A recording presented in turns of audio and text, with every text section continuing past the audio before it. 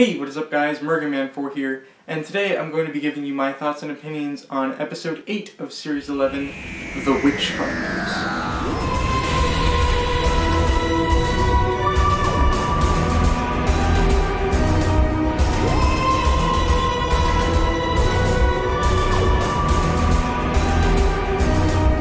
The Witchfinders is our third historical episode this season. It was written by guest writer Joy Wilkinson.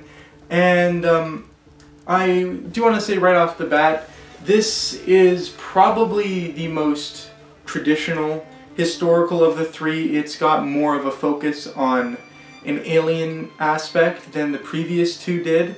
And while it still has some educational elements to it, it's much closer to like a modern New Who version of a historical than the 60s versions of the historicals that the previous two, both Rosa and Demons of the Punjab, were trying to go for. It works to a degree. Unlike with Demons of the Punjab, I do feel like the monsters are much more at home here, but I do have my problems still. But anyway, we get right into the adventure as the shot opens with the Doctor and co. already in early 17th century England. And I'm glad that they're touching on a topic like witch hunts, because it's something that Doctor Who has never explored before, at least not in the show. And I love when the show is able to do these new things that it's never really explored before. Now, Doctor Who has had witches before. Obviously, in the Shakespeare Code, we had the Carrionites, but this is a very different kind of story, because the Shakespeare Code wasn't about witch hunting. It was about Shakespeare with some witches. But this one is more about the actual witch hunts themselves. And actually, despite the monsters playing a vital role in it, they don't have a big role in it. Not until the final 10 minutes, I want to say. But of course, the Doctor repeats her mantra of don't interfere. This Doctor has seemed very adamant about that, which is interesting because it's been a long time since the Doctor has not just laughed in the face of non-interference. Usually the Doctor just goes ahead and does whatever they want to do, but 13's been a lot more strict on the non-interference. But I was glad to see this broken almost immediately when we actually see our first example of witch hunting going on. We have this old woman who's about to get drowned, basically. If she drowns, she wasn't a witch, and if she lives, she is a witch and is going to be killed anyway. So the Doctor decides to jump in and try and save this woman. She does fail, but I thought it was really nice to be able to see her breaking her rule of non-interference instead of just standing by. I feel like, I know that's come under some criticism this season, I feel like it makes more sense for Rosa and for Demons of the Punjab, because in both those cases they were ignoring something that was established history. They knew that these people, like what the events that were going to happen to Rosa in, well, Rosa and Prem in Demons of the Punjab, they were supposed to die. That is what happened. But here, there was no established history about what happened to this woman, so it is a bit more malleable. But it's good to see 13 breaking out of her shell a little more, and I hope we do get to see her going back to her interfering ways. But anyway, of course the Doctor's authority is challenged, and then she brings a psychic paper to reveal herself as Witchfinder General. And of course this allows her to take charge of the situation, but later on, when we're introduced to King James, the status quo changes a little bit, and Graham becomes the Witchfinder General because the king cannot believe that a woman would ever be put in that position. So I'm going to talk about that a little bit later, but first I want to talk about King James. He has a prominent role in this episode, and he's played really, really well by Alan Cumming. He's a ton of fun, very fun character, but he also doesn't quite feel at home in this episode a lot of the time, because the actual episode itself is pretty serious, but King James, for most of the episode, is generally just played for laughs. He's not a serious character. A very enjoyable character, but he just doesn't fit the style and tone that the rest of the episode is going for. But, yeah, I guess basically then he's the right character, wrong episode. Of course, the other thing that this entails is the first real time that this series has focused on the Doctor being a woman.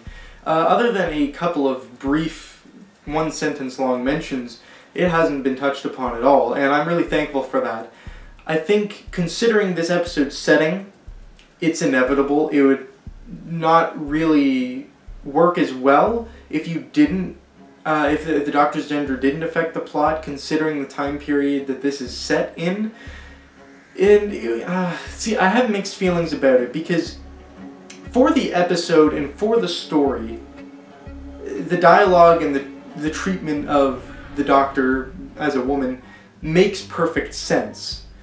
But I don't know, I just, yeah, I cringed watching it. I didn't, I mean, it's obviously supposed to be bad, but then the Doctor gets these lines where saying, like women are always being patronized or something like that, and it was referring to that specific time period, but I don't know, it just didn't sit well with me, even though I completely understand its inclusion. So I can't really complain about that too much, because it does make perfect sense, and honestly I think it would be more out of place if the Doctor's gender wasn't mentioned. But there is a vital plot point that revolves around this that I actually really do like. So I guess overall I am glad generally that the Doctor's gender is referenced. I just wish they didn't really put such negative focus on it from King James. Another thing that I want to point out though is I wish we saw some more effects of like witchcraft or something like that, because Becca Savage mentions a few of the things that have been prompting the witch hunts, and that's probably made up based off the context of later on in the episode that she's just trying to protect herself. But it would have been neat to see at least some sort of negative effects going on in the land created by the aliens after they've escaped, because I think she mentions like people seeing visions or getting sick and crops dying and stuff like that. It would have been neat to actually see that, and then it's revealed that it is the aliens that are doing it. I would have liked that, but unfortunately we didn't, and I think this is kind of a problem because the aliens aren't really set up too well.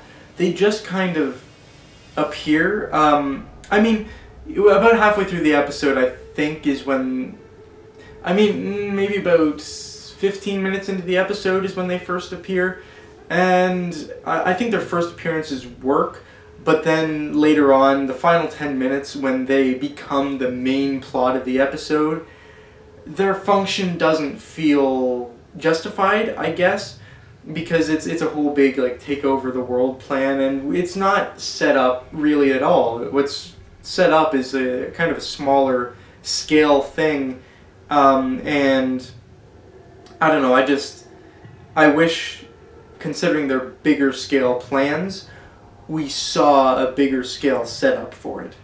But of course this also results in Graham becoming the Witchfinder General, like I mentioned. He gets this great hat that he wears throughout the rest of the episode, and it's a lot of fun. I think, I guess companion time in the review, this episode, it doesn't use the companions nearly as well as Kerblam does, but it is still one of the better uses of the 3-companion format this series. I feel like Ryan didn't really get a lot to do. His main purpose was just to serve as someone for King James to bounce off of with his comedic relief. Graham had his purpose as the Witchfinder General, although he didn't really do much with that. And Yaz also had the purpose of like connecting with Willa and helping to solve the mystery of what's going on with the Doctor. But yeah, I mean, It's better than most of the season, but still not great. And yeah, I don't have much more to say about it this episode. But speaking of Willa, she's our main guest character that's helping the Doctor and the companions. It was her grandma that had been put to death earlier after being accused of being a witch. I didn't really care for her at all. I thought the character was rather bland and uninteresting, and I just never really felt anything for her or felt like she added much to the episode. I feel like, I mean, I guess it adds a little bit, but I feel like you could pretty easily snip her out and it wouldn't change too much. She just felt like she was there, I guess, just to expand the guest cast, to have someone that was mostly on the side of the Doctor and the companions, I guess, but I didn't really care for her. I did think that there was one scene where Yaz mentions that she had been like bullied, and this somewhat ties into the plot later when the Doctor accuses Becca of being essentially a bully, pointing the finger at others so that no one points the finger at her. I felt like this was delivered, I mean, well, not delivered, I feel like the dialogue was written, it was really clunky and unnatural sounding. It just kind of stopped the flow of the episode. That, I know a lot of people have had complaints about the writing this season. I haven't found clunky dialogue to be a problem for the most part, but a couple of times it has stood out to me, and this is one of them. It's at this point, though, that we're introduced to our main threat, these alien life forms. Of course, we don't know what they are yet, but they're these mud-based creatures that take over, that have taken over the corpses of the recently deceased. And I'll admit, they look pretty freaky, and they pose, I guess, a suitable background threat until like the aliens become the main focus, but they don't really do much. I think it really would have helped if we got a sense of how dangerous they could be and saw them maybe actually kill someone.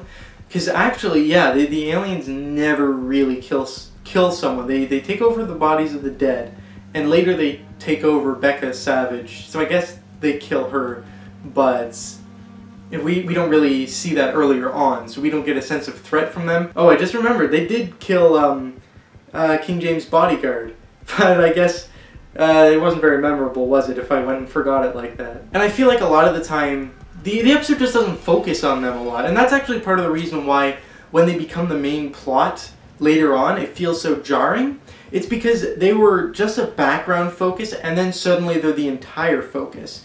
And I feel like if they were integrated into the plot, I guess if they had a more prominent role, that would have felt a bit more natural. But coming up, this is a part I really, really like. And I thought it was pretty predictable, but I still loved it regardless. The Doctor is accused of being a witch, with the sonic screwdriver being her wand, and it's really great the way that she's put in danger like that, because as she points out, she wouldn't have to be putting up with it if she was still a bloke. And this brings us to a scene where she's tied up and King James is interrogating her. And this whole scene is just fantastic. We've got some great back and forth between the two characters, and we've got some really compelling dialogue about hiding behind names and what King James' intention and purpose is, and it's just kind of delving into his mind a little bit. The Doctor starts pointing out about his relationship with his mother, and there's this really great emotional moment where the Doctor seems to get through to him, and it's just so, she's just so utterly doctory in this scene, and it's just, I was gripped throughout the whole scene. It's really marvelously done. And of course, in the end, King James decides that she's definitely still a witch, and the only way to decide anything for sure is to put her on trial. And so she's actually about to get dunked underwater, and it's great to see the Doctor in danger like this, because it's been a while, I think, since we've had the Doctor put in a situation like this, a potentially deadly situation, without any immediate help to be seen. I feel like we haven't really got that, because even the companions, they're entirely helpless. It's entirely to the whim of King James whether that she's going to survive or not. But she gets dunked under the water, and the dunking thing, whatever it's called, it gets raised up, and she's escaped, even though she was tied to it with chains. And I love that moment. Of course the Doctor would be able to escape from the chains. And here she confronts Becca. It's revealed that she had went to chop down a tree that was blocking her view on a hill, but it turns out it was actually a lock to an alien prison, and they started to infect her and invade her. So to try and protect herself, she started accusing other people of witchcraft, so that no one would really focus on her and what was happening to her. But it's at this point that the episode takes a turn. I enjoyed the majority of the episode up to this point, and I guess I still enjoyed the ending to a degree, but it just feels like it comes from a different episode, because as I mentioned, from this point onwards, the alien plot takes up the entire thing. It's the whole focus.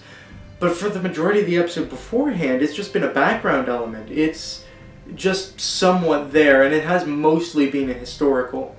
And I have to say, my attention was not nearly as engaged when the Morax, I think their name was, when they were the focus, as it was when it was just about like witches and witch trials.